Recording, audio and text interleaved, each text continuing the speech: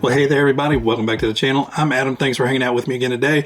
And on today's video, we're going to crack open one of the boxes that was sent over from FMS. So this is the slightly smaller than the other box. And what is in here is the FCX24 K10 Blazer. So let me get this out of the box fully and we'll take a look at it. So this is the little FCX24 K10 Blazer, and as you can tell, it's not been used at all. Still got the packing foam stuff stuck into it. Now, speaking of packing foam, the box that this thing comes in is really nice. You have a nice kind of plasticized styrofoam. It's much tougher than normal styrofoam. So it fits the truck and the controller perfectly, so you can store it in here.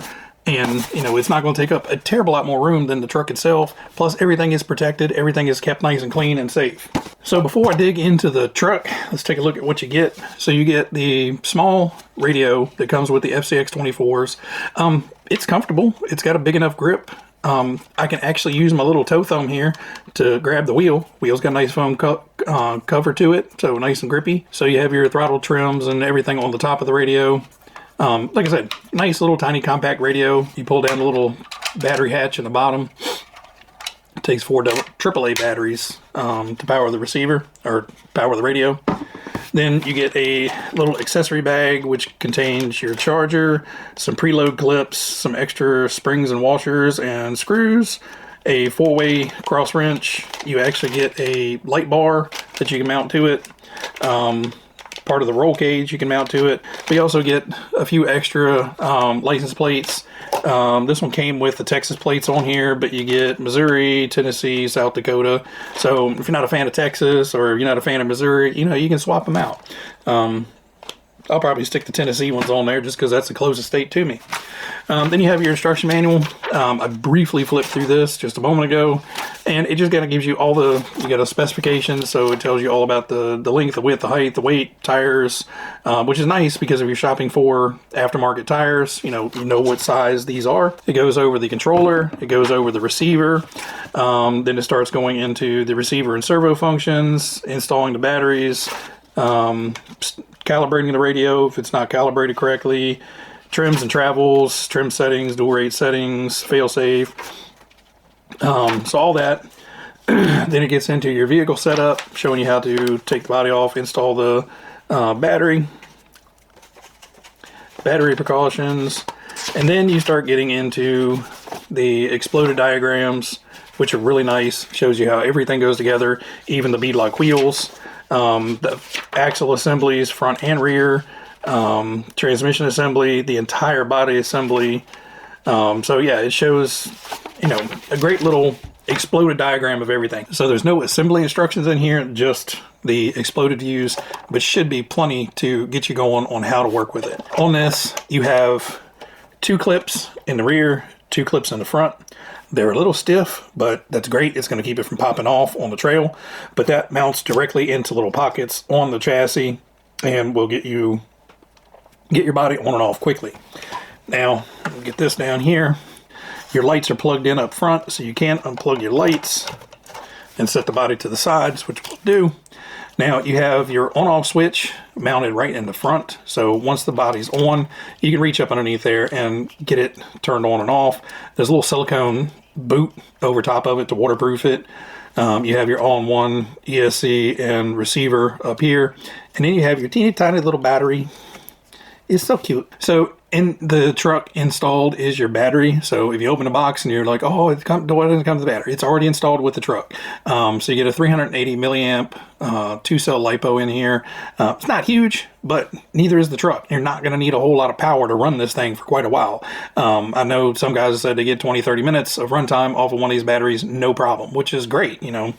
After about 20-30 minutes, you're probably going to get tired of, you know, cruising the couch with it. But the battery just sits down in there. The little strap goes right over top of it and just keeps it in place, just like a little rubber strap. Now you have an axle-mounted servo up front for the steering duties, and that kind of falls into this opening up front, so it fully collapses up in there and shouldn't affect your performance at all. And then you have a secondary servo back here, which is for your 2-speed shift. Your motor sits off to the side back here, So they tried to clock it and get it down as low as possible, and then you have your transmission there. All plastic links on this guy, and kind of the little boinky boinky shocks. But again, it's a tiny little truck. Now, it probably would have been better to have some oil dampening in here. I don't remember, are these the ones that you can put the O-rings in? These may be the ones, they do have some tiny O-rings. So I think these are the ones that you can put the O-rings in and dampen them a little bit. So I'll definitely look at doing that. Just because with this heavy body on there, it's going to want some dampening. The body looks fantastic. Now, stock, you only get the headlights. So you do have headlight buckets in the front, and the headlights are installed. You get rear lenses, but there's really no holes to put LEDs for the tail lights. So you're kind of stuck with just the headlights, which is fine. As long as it doesn't have turn signals, I don't care. Not a fan of turn signals, as you guys know. Nice little chrome mirrors, chrome bumpers look really nice. The decals that are on here are applied very nicely. You know, the truck just looked fantastic. Now, you can take this white rear shell off and put on the roll bar and a light bar in there and run it kind of as, you know, kind of like a Baja, you know, Southwest looking look. I love it the way it looks right now. Let's get this off. There we go. Windshield looks a whole lot shinier now. You know, I just love the look of it as is. So it does come with some nice, fairly soft, fairly grippy feeling tires on there. They do have foams in them, and they do have actual beadlock wheels. So you can take the tires off of this, put them on your own wheels, or, you know, leave these wheels on there and put aftermarket tires on there if you'd like. Does have portal axles, so you do get a little bit higher ground clearance than a straight axle kit would. And again, with the 2-speed transmission, you should be able to run this around pretty quickly and pretty slowly. Like I said, I like the wobble kind of that I like the wobble that the body has on it. It just needs to be slowed down a little bit. You know, it needs to have that blown out shock look taken away, but overall it looks fantastic. Now, I did pick up a set of Endura brass beadlocks and some of their mud terrain kind of super swamper looking tires. So basically those may get swapped on here. They're a little bit taller than the stock tires are, but I think they'll be fine. We may be able to put some spring spacers in there and space it up so these tires don't rub. You know, it shouldn't, you know, they're maybe a 1/4 inch taller, so by the time they're centered, you know, you're gaining 1/8 of an inch. They're a little bit wider, and they may stick out just a little bit more. So we're going to run it stock first. I'm going to just run everything stock. Then we'll look at put these on and take it out for another run later on. What I'm going to do is I'm going to stop talking because you guys probably don't want to see me talk. You want to see the little guy run. I'm going to get the battery charged up. We'll take it upstairs. We're running around on the inside first, and then I'll probably take it outside and try to do some light stuff outside with it. You know, I can't take it out to my rock crawler course just because most of the rocks out there are as big as this guy. So we're going to take it out and see what it does. So I will be back in a few minutes once we get some run footage, and I'll let you know what you guys think.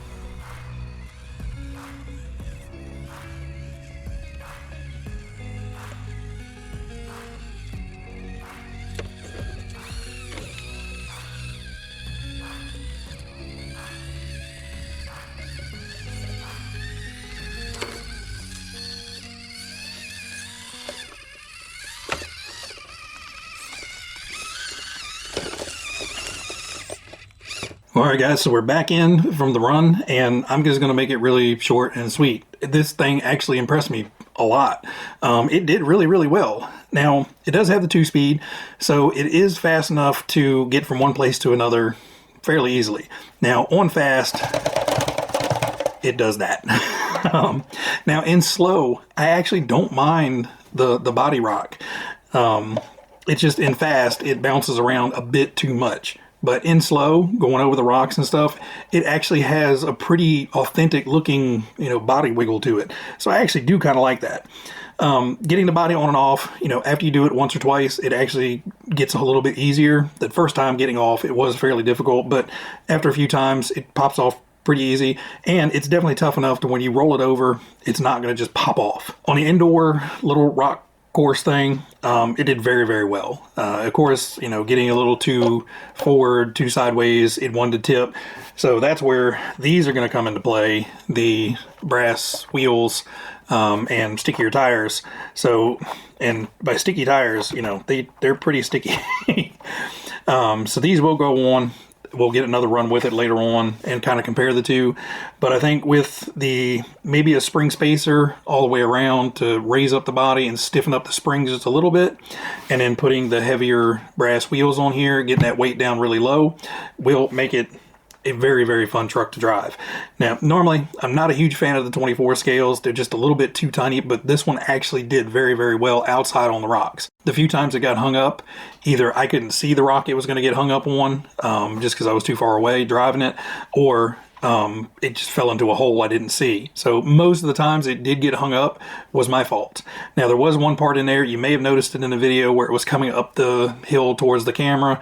I did have to stop and put a rock in one little hole there just because there were too many big holes trying to go up that hill. It kept falling in and just losing traction. It wouldn't go anywhere. So once I put that rock in, that one little small rock into that hole, it was able to get up no problem. So I think they have really nailed it with the looks. It's a fantastic looking truck. It even earned a small little Scale Builders Guild sticker on the back. So this one I will definitely be taking back out again.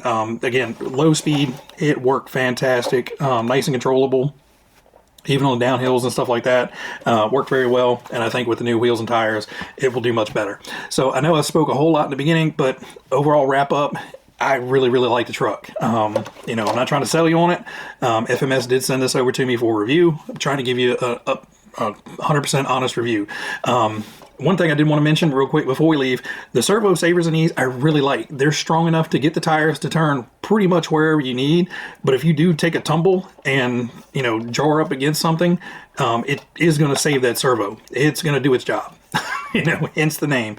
But everything in here worked very well. The 2-speed worked very well. The steering servo, everything in here just worked, and I really enjoyed it. So there'll be a link down below if you want to pick one of these up. It is an affiliate link, so FMS, I did sign up for their affiliate program. So if you do decide to go down and get one and use that link, it doesn't cost you any extra. You'll still get all the regular promotions that you would if you went to FMS. And it kicks back just a tiny little bit to the channel to help out so I can keep bringing more stuff to the channel. So anyway, guys, I hope you enjoyed the review, the run footage and everything. And this will be back out with the cool new tires and wheels on it. But until then, everybody out there, you guys be happy, be healthy, be safe, and I will catch you guys on the next one. See ya.